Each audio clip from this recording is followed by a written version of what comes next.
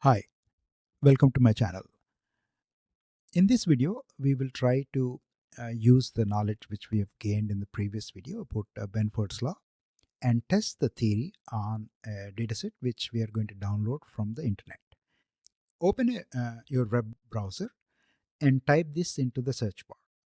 Open data DC purchase card transactions. Once you type that and search for the dataset, the link, most likely your results will look like this, and click on this link.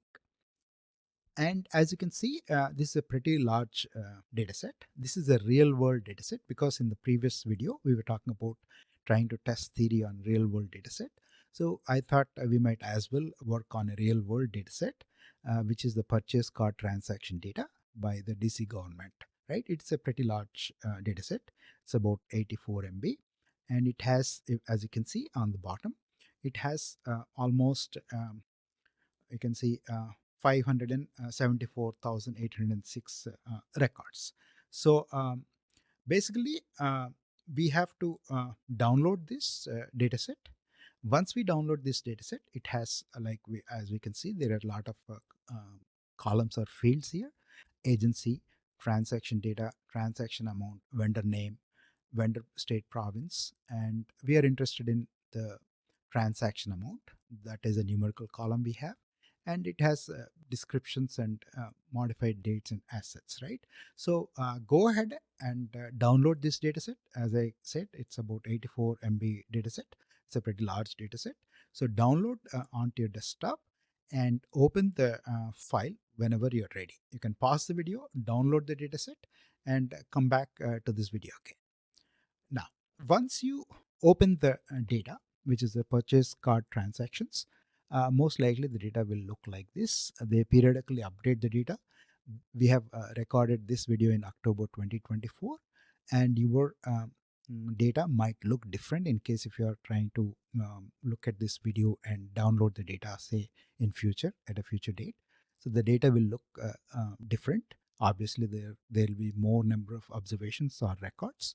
So pretty much this is the data we have that we can test the theory what we have gained in the previous video, right, about Benford's theory, right?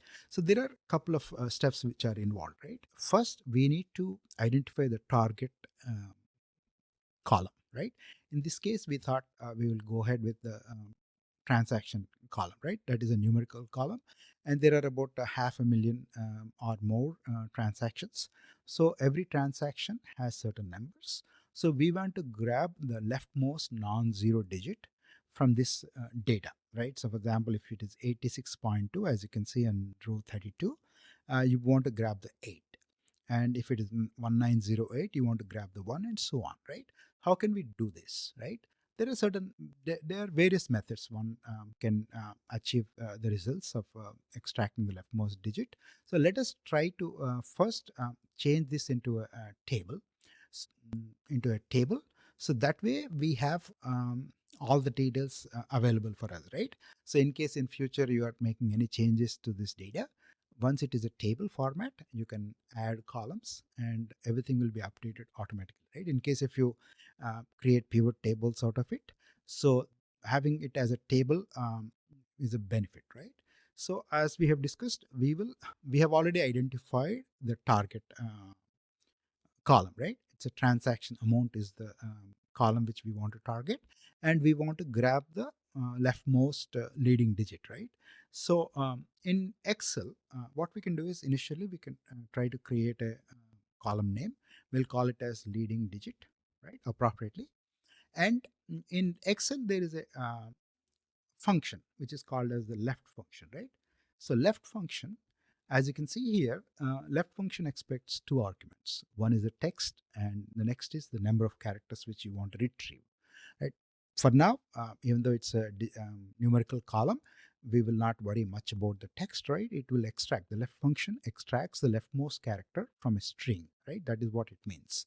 So let us try to click on this row. So the whole column is highlighted there. And how many characters do we want? We want to grab the leftmost character, right? So commit to it. Once you commit to it, you see here all those left digits have been extracted into new column, right? In case if you want to see, you can see, for example, randomly you can go to this row, 35. The leftmost digit should be 1. Yes, it is true. If you scroll down a bit further and say, for example, you want to see this row, uh, mm, 1100, 1 is the leading digit. I think we are good to go. Everything works well. So there are, like I said, there are several ways you can do it. Either you can create a new column here and add your 1 2 3 digits there, 1 to 9, and in the next column you can use countif function, and countif function expects various arguments. So you can you can try to find out the frequency of 1 and 2 and 3 and so on, right? That is one way of doing it. Now that we are in Excel, I thought we will use Excel's power and try to create we'll try to simplify things, right?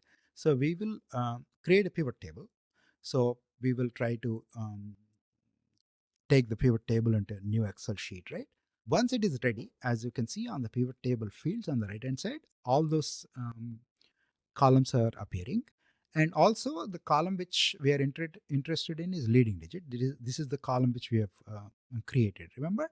So what we could do is we can grab this leading digit and put it under rows, because that is what we want. If you remember, we wanted to show the leading digits on the x-axis and the frequency on the y-axis, right? So as a percentage. So you can see the leading digits up here. When you go to this area, you can see a negative and a 0, right? That means in our data, there are few of negative things, right? In the sense like transaction is posted as a negative, right? So those are the negative values which you see in our data set. And if there is null values or 0 values, it is showing as 0. If you remember from the previous video, we know the basics that Benford requires a non-zero digit, right? So what we can do is we can filter those two things out of our data. So we'll see that 1 through 9 are there. So this is what we need. This is what we have. Perfect, right? Now what we can do is that this is a pivot table, obviously. We can grab this leading digit and put it in values. Once we put them, it will count. So as you can see, it's approximately 548,957 is the total number of records we have in our data. And leading digit 1 is appearing 160,874 times, and leading digit 2 106,516, and so on, right? So there is another way. We can create a new column and convert, because we want in percentage. So another cool trick in Excel is that you can click on this cell, right click on it, and show values as percentage of grand total. So this way we get percentage. Perfect, right? First I will change the name of this column from count of leading digits to we'll change it to say observed, so that we will it makes sense, right? Observed percentage. Perfect. What I'll do is I'll take this kind of brute force. I will copy this and paste it somewhere here. Once I do that, then I will try to manually enter my Benford. Okay, Benford percentage. Now we know Benford percentage, we have already seen it is log, uh, common logarithm, 1 plus 1 over this. The row labels what we have are the leading digits, right? So this is what it is. So this is what we get the Benford distribution, right? So we'll change this into a percentage format and go to format cells and make changes, make that into a percentage, so that we have percentage, and we can copy all those things down so that you will get all those distributions separately. So this is the Benford distribution. This is the observed distribution.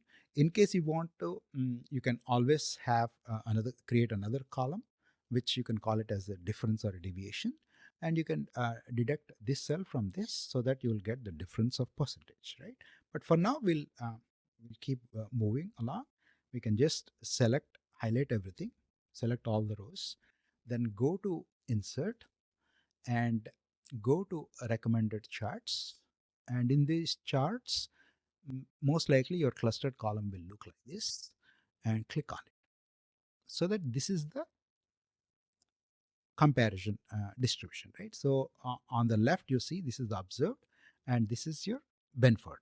You, in case if you want to go ahead and make changes to the title, you can add whatever appropriate title you think you can add here. And for now, I'll remove the title, and I will add data labels. So that way, we'll at least know what are the percentages, what we want. These are kind of reflecting from the table on the left, right? So this way we'll know exactly what it is. You could kind of fine tune them to, I mean, look and feel, it is up to you. You can clean it up and make sure. But our main purpose of doing this particular session is that we wanted to grab a real world data set which is large enough. Obviously, that was pretty large than what we have discussed, but 500,000 odd records. So once we use the theory which we have gained and tested Benford on this is more or less closely kind of obeying or conforming to Benford's law, right? If you see any kind of deviation, right, from Benford, that doesn't mean it's fraud. So what it means that basically there could be more number of items which they have purchased items. If they're starting with 2, maybe that is the reason why the disparity is, right? If there is a number 3, it could be because of that. So if there are any minor variations, that could be the reason, but more or less we can say that pretty much it is a fit, and the Benford's theory checks out in this particular data set. You could theoretically download any other data set which you feel like comfortable. You can download it and use the same methodology, try to get an understanding, and see that Benford's law obeys most of the naturally occurring Benford compliant data sets. It is more or less the distribution looks similar to the expected values. For now, we will pause this video, and in the next video we will use the same data set and load into Power BI and do the transformations and create certain reports, create the same kind of whatever graph we have created here. We'll try to replicate that in Power BI. See you in the next video. Thank you.